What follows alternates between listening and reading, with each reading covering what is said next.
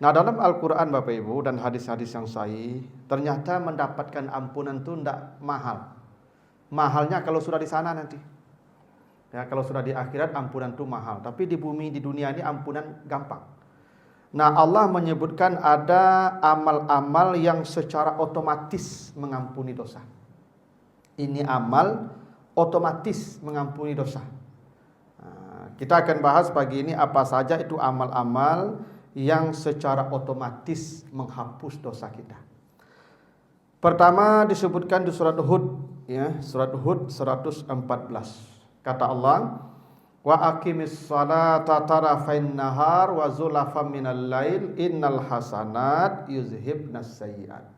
Kata Allah, salatlah kamu dari siang sampai malam. Maksudnya salat 5 waktu. Karena ada yang siang seperti zuhur, asar, ya, subuh, ada yang maghrib, isya, itu malam. Kata Allah, setiap salat itu menghapus dosa secara otomatis. Jadi hebatnya salat yang kita kerjakan 5 waktu ini, Ibu. Setiap salat yang kita kerjakan ini otomatis menghapus dosa. Dalam hadis Abi Hurairah, hadis riwayat Bukhari, Nabi pernah berkata kepada sahabat, bagaimana pendapat kalian kalau ada sungai mengalir ke rumah kalian, di halaman kalian sungai itu, di depan pintu rumah kalian sungai itu mengalirnya, lalu kalian mandi 5 kali setiap hari. Apakah masih ada noda di badan kalian? Kata sahabat, tentu tidak ada lagi. 5 kali kami mandi sehari. Kata Nabi, zaka mislus salawatil khams yamhullah bihal khataya. Itulah perumpamaan salat 5 waktu yang menghapus dosa-dosamu. 5 kali kita dihapus. Makanya kita ini Bapak Ibu, ya, kata Nabi, semua umatku pasti masuk surga. Kata Nabi begitu, semua umatku pasti masuk surga. Kenapa semua umatku pasti masuk surga? Karena kita pasti mati setelah salat. Yang namanya umat Muhammad pasti mati setelah salat. Ibu bapak kalau tidak mati sudah subuh kok, sudah zuhur kau mati itu. Ya, tidak mati sudah zuhur, sudah asar kau mati itu. Tidak mati sudah asar, sudah maghrib itu. Pasti ada salat terakhir. Dan kalau kita mati setelah salat terakhir, kata Nabi tadi, as-salawatul khams, salat 5 waktu itu, yamhullah bihal khataya. Setiap salat itu menghapus dosa. Ini salat yang kita kerjakan subuh ini otomatis sudah menghapus dosa dari Isya tadi. Nanti dosa dari subuh dengan zuhur pula dihapus. Begitu hari-hari kita dicuci oleh Allah. Itu makanya Bapak Ibu habis salat ini hati tenang, lapang perasaan. Itu makanya Bapak Ibu kalau belum salat gelisah tuh. Karena dosa itu membuat gelisah. Jadi dari dosa kita yang tadi malam itu membuat kita gelisah. Sampai subuh ini tenang kita. Kenapa? Karena setiap salat kata Nabi, yamhu biha al-khataya. Dengan salat itu dihapus dosa-dosa. Nah, ini hebatnya salat 5 waktu ini Ibu ya. Salat itu ibadah penghapus dosa. Itu makanya kita kalau salat itu doa iftitah saja sudah begitu tuh. Bapak Ibu, makanya doa iftitah itu ada 2, ada doa iftitah yang sering dibaca Nabi siang, ada doa iftitah yang dibaca Nabi malam. Kalau yang siang doa iftitah Nabi, Allahumma ba'id baini wa baina khataayaya kama ba'adta bainal masyriq wal maghrib. Ya Tuhan, jauhkan saya dari dosa-dosa saya sebagaimana Engkau menjauhkan antara timur dan barat. Berarti ketika kita salat sudah minta ampun, minta dosa kita dijauhkan dari kita sebagaimana Allah menjauhkan antara timur dan barat. Nanti Bapak Ibu duduk bersimpu baca istighfar lagi itu, Rabbil firli warhamni. Dan sujud itu ibadah pengampunan dosa. Wadkhulul baba sujada, kata Allah, masuklah ke negeri ini dalam keadaan sujud. Kalau begitu, kalau engkau sujud, maka Allah ampuni dosa-dosamu. Itu kenapa kita ini Bapak Ibu setiap hari diperintah salat 5 kali. Karena kita setiap saat berdosa. Itu yang pertama. Yang kedua yang menghapus dosa secara otomatis disebutkan di surat At-Taubah 103. At-Taubah 103 dan Al-Baqarah 271. Kata Allah, khuz min amwalihim sadaqah tutahiruhum wa tuzakkihim biha. Ambillah sedekah mereka. Jadi kalau ada orang bersedekah, ambillah. Ya kalau ada orang kaya, ambil zakatnya. Maka kata Allah, setiap sedekah yang kau ambil dari mereka itu mensucikan harta mereka dan membersihkan mereka dari dosa. Jadi sedekah itu kata Allah dua, ya mensucikan harta kita dan membersihkan yang bersedekah dari dosa. Itu artinya setiap sedekah mengampuni dosa. Ya, di surat Al-Baqarah 271 kata Allah, in tubdus sadaqat fa ni'ma hiya. Wa in tukhfuha wa tu'tuhal fuqara fa huwa khairul lakum yukaffiru ankum min sayyi'atikum. Kalau engkau menampakkan sedekah untuk memotivasi orang, bagus. Dan kalau engkau menyembunyikan sedekahmu dan kau antarkan ke penerimanya, tidak tampak oleh orang, lebih baik lagi. Dan kata Allah, sedekah yang tampak atau sedekah yang tak tampak sama-sama menghapus dosa-dosamu. Itu artinya setiap sedekah mengampuni dosa. Ya. Itu makanya Bapak kalau habis bersedekah itu lapang perasaan, tenang hati. Karena orang kalau bersedekah nanti baca di surah Al-Baqarah 274. Ya, 274, orang-orang yang bersedekah kata Allah, la khaufun alaihim wa lahum yahzanun. Hidup mereka tidak akan takut, tidak akan cemas. Kenapa? Karena dosanya diampuni. Orang kalau dosa diampuni, tenang hidupnya. Itu maka orang rajin bersedekah itu Ibu jarang-jarang sakitnya Ibu. Jadi kalau Ibu lacuk sakit banyak penyakit boleh jadi. Saya tidak menuduh kan, boleh jadi. Mungkin kurang bersedekah, maka bersedekahlah. Ya bisa begitu tuh. Ya memang bersedekah itu mengampuni dosa. Dosa kalau diampuni tenang. Makin banyak bersedekah tentu makin banyak pula dosa diampuni. Ya, tentu tidak mungkin sedekah 2.000, sedekah 10.000, 100.000 itu sama lah pengampunan dosa itu tidak mungkin ada. Tergantunglah jumlah sedekahnya itu. Memang begitu tuh. Dan sedekah ini Bapak Ibu jangan Bapak Ibu kira ke anak yatim, ya orang miskin, masjid. Nah, kata Nabi, khairus sadaqah an zahril ghina. Sedekah terbaik memenuhi kebutuhan istri. Itu sedekah terbaik. Jadi bapak-bapak, jangan bapak dahulukan nak yatim, ya, jando-jando. Bapak ke jando rajin sedekah. Ya, tu. Orang rumah minta belanja seringnya itu tak mau lah tu, ya tu. Yang paling utama sedekah tu ke istri. Sebaik-baik sedekah tu ke istri, kena sedekah wajib ke istri tu. Kalau ke anak yatim, janda, orang miskin tu sedekah sunat tu. Nya Bapak Ibu segadang-gadang pahala yang sunat tak akan bisa mengatasi yang wajib. Tu hukumnya begitu. Segadang-gadang pahala ibadah sunat tak akan mengalahkan ibadah wajib. Tu makanya perempuan dilaknat malah, berdosa malah kalau dia puasa lalu mengabaikan hak-hak suaminya. Ya karena tak akan bisa mengalahkan yang wajib itu pahala yang sunat. Bersedekah ke anak yatim, ke orang miskin, ke janda-janda, masjid sunat. Ke istri wajib. Makanya kata Nabi, khairus sadaqah an zahril ghina. Maka sahabat bertanya, saya punya harta, saya ingin bersedekah, berinfak. Kepada siapa? Ibda biman ta'ul, mulailah bersedekah ke istrimu. Itu. Jadi ibu kalau kau ambil peti apa, agak banyak saya ambil. Itu. Jadi kalau bertanya apa banyak mana ambil. Supaya dosa apa banyak apui. Makin banyak abdu ambil dosa apa piti apa kau. Kau makin kadang sedekah nama itu. Gitulah. Makanya apa-apa yang sempili itu kadang-kadang tuh camih, takut. Orang apa tu ibu, orang sempili itu hidupnya camih, takut, camih. Ada apa-apa kau tinggal dompetnya di rumah, sasak anguk mengajar dompet tu pulang. Ya ada sempili ke orang rumah tu. Ibu-ibu kalau ada kesempatan tu belanja tu ambil lah piti ke cepat tu. Agak banyak ambil sedek. Ya. Supaya dosa kau banyak diampuni gitu ya. Kecil ibu-ibu anen pagi kau le cocok jawab gitu. Nah, jadi Bapak Ibu sedekah ya, sedekah. Tapi makanya begini Bapak Ibu di surat Al-Munafikun ayat yang ke-10 itu kan manusia ketika akan mati minta bersedekah tuh.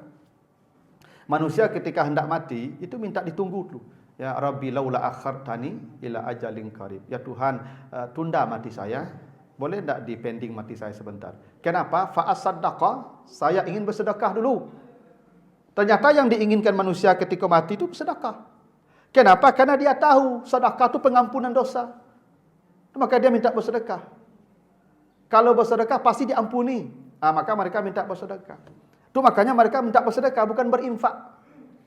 Karena kalau infak material, kalau sedekah tidak selalu. Kata Nabi, qaulun ma'ruf sedekah. Berkata yang baik itu sedekah. Ibu bapak misalnya membagi nasihat-nasihat di WA, itu sedekah. Atau ada majelis taklim itu dipanggil ibu-ibu, sedekah, qaulun ma'ruf. Atau raf'ul hajari minat tarik, sedekah, mengangkat batu, duri, paku dari jalan tu sedekah. Sedekah. Bapak Ibu kalau mengangkat batu, duri, diampuni dosa itu. Itu sedekah. Bahkan kata Nabi, at-tabassum ala wajhi akhika sedekah. Senyum pun ketika orang ketemu orang sedekah. Bapak Ibu kalau bersobok jurang, walaupun jarang bersedekah piti, asal bersobok jurang, diampuni dosa tu. Itu makanya ibu-ibu jangan membudui-budui je dah. Kadang ibu-ibu kalau di masjid kau pengajian membudui je bagi senyumlah sedek. Ya tu. Itu pengampunan dosa. Sedekah ya. Itu yang kedua. Yang ketiga, amal yang otomatis menghapus dosa itu di surat Abasa. Ya, surah Abasa 1, 2 dan 3. Apa kata Allah? Abasa wa tawalla an ja'ahul a'ma wa ma yudrika la'allahu yazzakka. Ini ceritanya ada sahabat namanya Abdullah bin Umi Maktum, dia buta. Ini sahabat buta ini. Dia selalu datang menemui Nabi minta nasihat. Dia rajin minta nasihat ke Nabi. Kalau ada majlis-majlis Nabi, Nabi sedang memberikan pelajaran, dia datang tuh, dia buta. Suatu hari Nabi sedang memberikan nasihat ke orang-orang tokoh-tokoh Quraisy itu, datang dia nyerobot, ya Rasulullah, beri saya nasihat. Nabi sedang berbicara penting nih. Dia ngotot juga minta nasihat. Akhirnya Nabi masam wajah beliau. Dan Nabi agak sedikit berpaling wajah beliau. Dia buta, tak lihat juga. Maka turun ayat ini. Muhammad, jangan bermuka masam. Jangan berpaling muka. Ketika ada orang buta datang minta pelajaran kepadamu, tahukah engkau orang yang datang mencari pelajaran itu untuk mensucikan jiwa mereka? Apa maknanya itu? Bapak Ibu kalau duduk di pengajian mendengar nasihat, otomatis dosa diampuni. Yazzakka namanya. Setiap Bapak Ibu mendengar nasihat, maka dosa diampuni otomatis.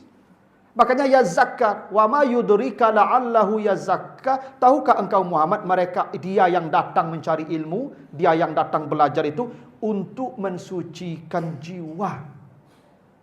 Jadi Bapak Ibu belajar, mencari ilmu, mendengar nasihat, mendengar pengajian, bukan ilmunya yang pokok. Tidak, yang pokok itu pensucian jiwa.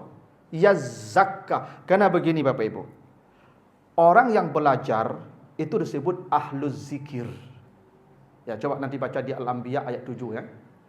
Al-Anbiya ayat 7. Kata Allah, fas'alu ahlaz zikri in kuntum la ta'lamun. Kalau kau tidak tahu, datanglah ke ahli zikir. Bertanyalah. Jadi orang yang berilmu itu namanya ahlu zikir. Yang belajar sama ahlu zikir. Tempat duduknya disebut majlis zikir. Perbuatannya disebut zikir. Dan kata Allah di surah Al-A'la kan, qad aflaha man tazakka wa zakarasma rabbihi fasalla. Sungguh beruntung orang yang mensucikan jiwanya dari dosa. Bagaimana mensucikan jiwa dari dosa? Berzikir dan salat.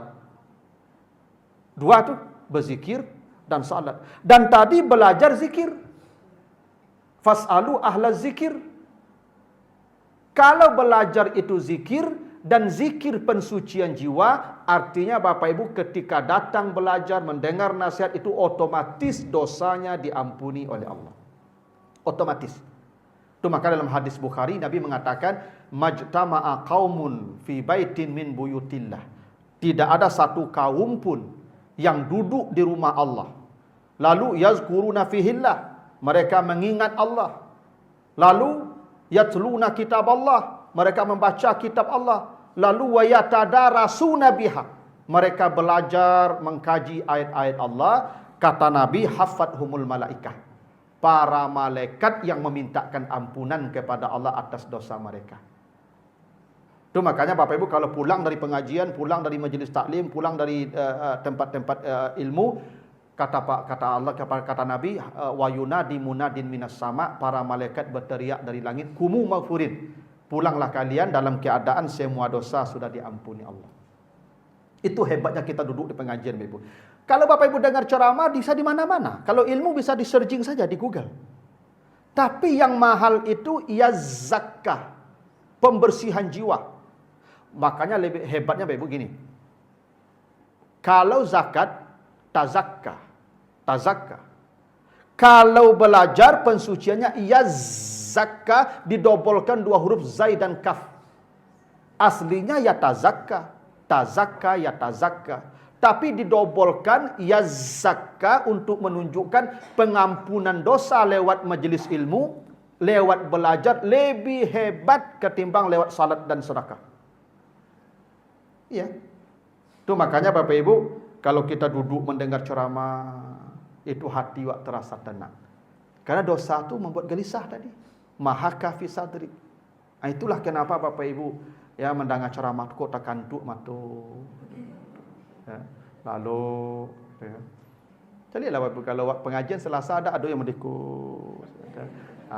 Itu tanda memang dosa lah diampuni itu. Jadi kalau yang takaluk mendengar pengajian tu tanda labarasi. Ya.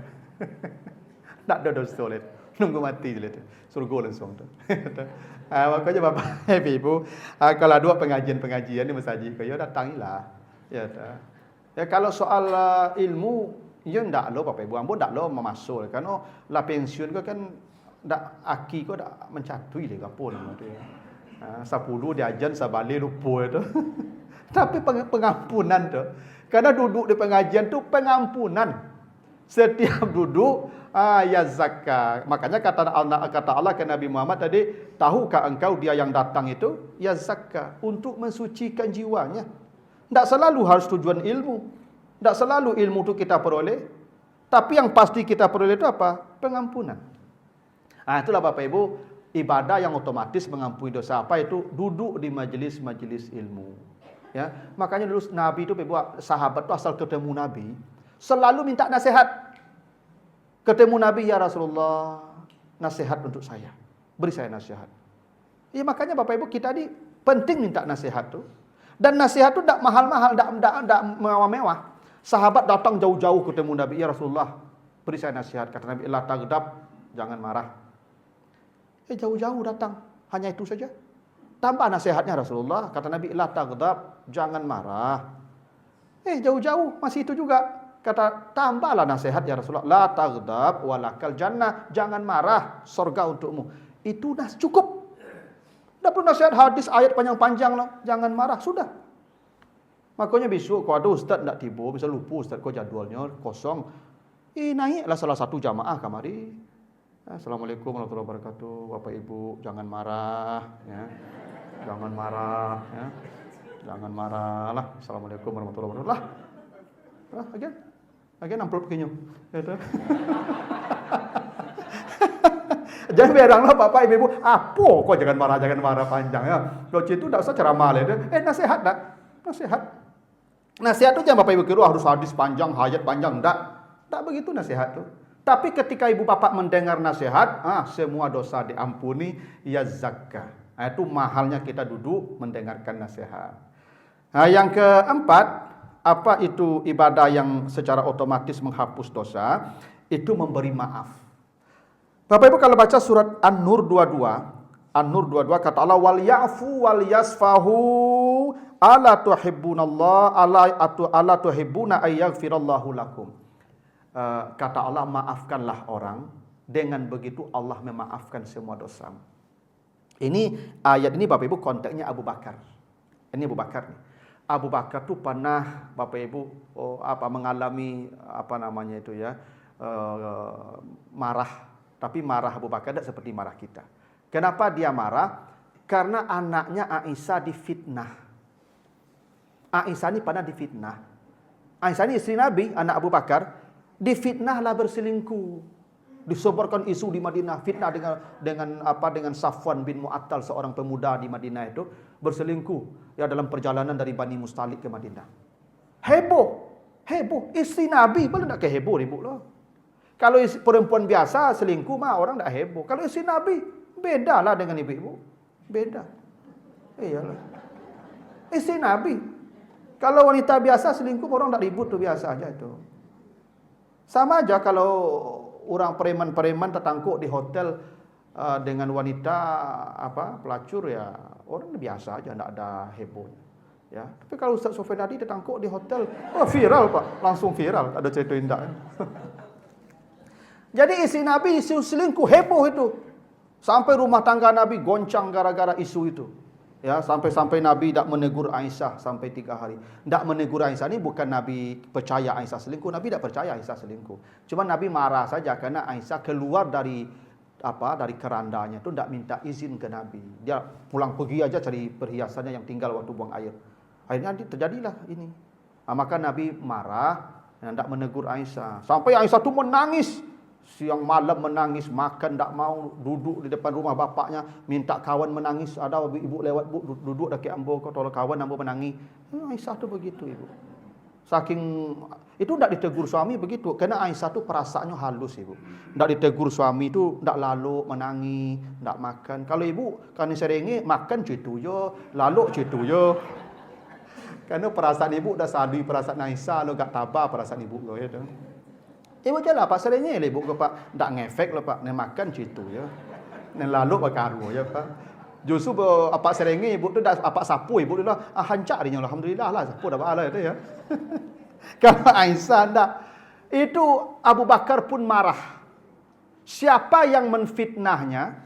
Yang menfitnah ini salah satunya namanya Mistah. Mistah ini miskin, anak banyak, itu dapat BLT dari Abu Bakar tiap bulan, dapat bansos. Abu Bakar kau tak caleg lah ya, tak ada lah caleg lah kau, tak ada lah capres cawapres lah, tapi dia suka ngasih bansos, ngasih BLT ke orang miskin. Salah satu yang dapat BLT tiap bulan tu Mistah. Mistah ni lah yang memfitnah Aisyah selingkuh. Apa ndak perih perasaan ibu tu? Tapi kata Allah ke Abu Bakar, maafkan dia. Karena Allah akan memaafkan engkau. Makanya Abu Bakar tetap memberikan BLT kepada Mistah, tidak memutuskan bantuan. Itu bukti dia memberi maaf. Nah, itu artinya Bapak Ibu, kalau gampang memaafkan salah orang, Allah gampang pula memaafkan salah kita. Makanya Bapak Ibu sebelum tidur, jangan pernah tidak memaafkan orang. Tuhan, semua dosa orang kepada saya hari ini sudah saya hapuskan. Begitu Bapak Ibu memutihkan dosa orang di malam itu, semua dosa kita pun diputihkan oleh Allah. Itu ya amal yang otomatis menghapus dosa, memaafkan. Itu makanya kata Nabi, di hari Senin dan hari Kamis pintu surga dibuka. Diampuni dosa orang-orang beriman kecuali yang tidak mengampuni orang di hari itu. Allazi bainahu wa baina akhihi syahna, yang tidak diampuni dosanya, yang tidak memaafkan orang hari Senin dan hari Kamis. Dan maka hari Senin, hari Kamis itu hari wajib berdamai. Wajib berdamai dengan siapa saja. Ibu bapa kalau marah tersinggung boleh sampai Kamis. Tersinggung Jumat boleh sampai Senin, tak ditegur dia. Hari Senin, hari Kamis sudah wajib kita memaafkan dia. Karena kalau tidak, Allah tidak memaafkan kita. Termasuk dengan pasangan. Ibu kalau bercakap je apa, bercakap je suami, cakap je isteri, itu Kamis malam tu damai dulu. Kau Jumaat pagi tangkar lah balik. Itu Jumaat pagi, Senin damai lah balik. Ya macam itulah. Ya kalau ada nak bertangkar tadi, kan mana ada orang rumah tangga kau kakur-kakur saya dari sejak menikah sampai mati itu cupin ipin saya berdua mah ada tu. Ya. Kalau mengeci apa keci ibu betul ya. Nak kado ya cerita orang di dunia kau. Cakap tangkar. Ibu jangan salah faham je, ibu jangan salah sangkul kau tu. Rancak dapat suami ustaz nak. Mungkin ustaz kau elok sudah. Bu ambo main karik kayu saya ndak rumahnya ibu. Itu. Cakap tangkau. Tak sapu-sapun kai lo. Ya tu. Tapi Kamis damai. Besok kalau bercakap Jumaat, Senin damai. Begitulah. Kalau ndak ada diampuni dosa tu. Syarat pengampunan dosa kata Allah, fa'fu wasfahu.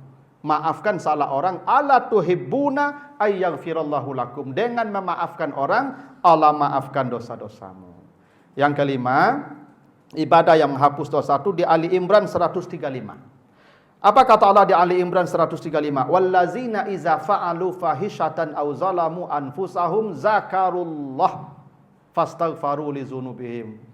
Ya, wa may yaghfiru dzunuba illallah. Kata Allah, mereka setiap berdosa, berbuat salah, mereka berzikir.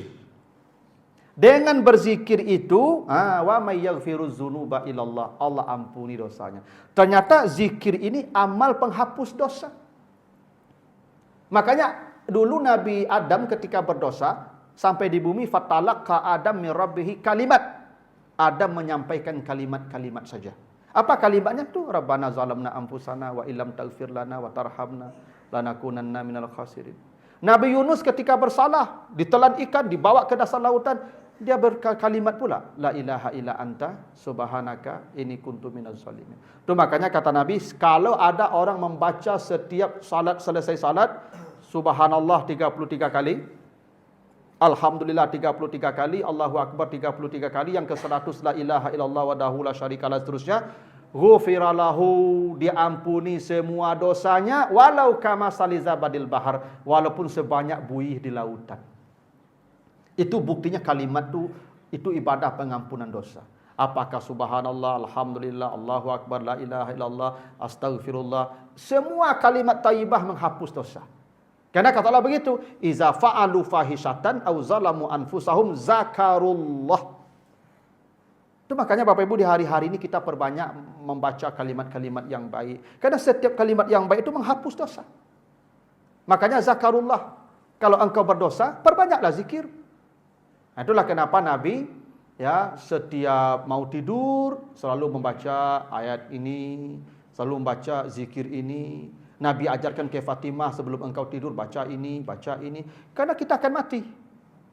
Makanya setiap sebelum tidur kita selalu diajarkan zikir-zikir. Kenapa? Karena kita akan mati dengan tidur itu.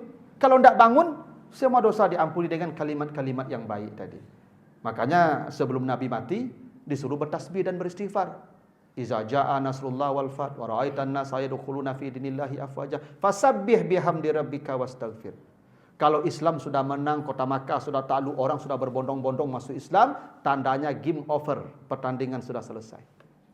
Sebelum engkau keluar lapangan, perbanyaklah tasbih dan beristighfar. Kenapa tasbih? Karena tasbih pengampunan dosa. Itu makanya bacaan yang paling menyelamatkan manusia di akhirat itu salah satunya tasbih.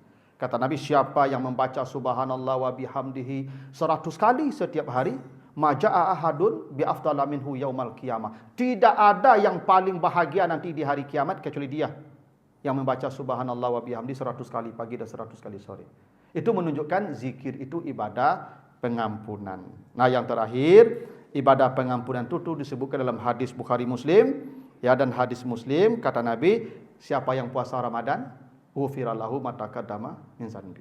Siapa yang puasa hari Arafah, yukafiru asana allati qablah wa sana allati ba'da. Yang puasa Arafah diampuni dosa setahun yang lalu dan setahun yang akan datang. Yang puasa Asyura diampuni dosa setahun yang sudah berlalu. Apa maknanya itu? Semua ibadah puasa wajib atau sunat otomatis mengampuni dosa. Yang Ramadan tadi, ghufira lahu ma taqaddama min dzanbi. Yang puasa Arafah setahun yang lalu, setahun yang akan datang. Yang Asyura setahun yang berlalu. Itu artinya ibadah puasa wajib atau sunat menghapus dosa. Makanya setelah puasa Yaumul Fitri bersih, putih kembali. Kenapa? Pengampunan.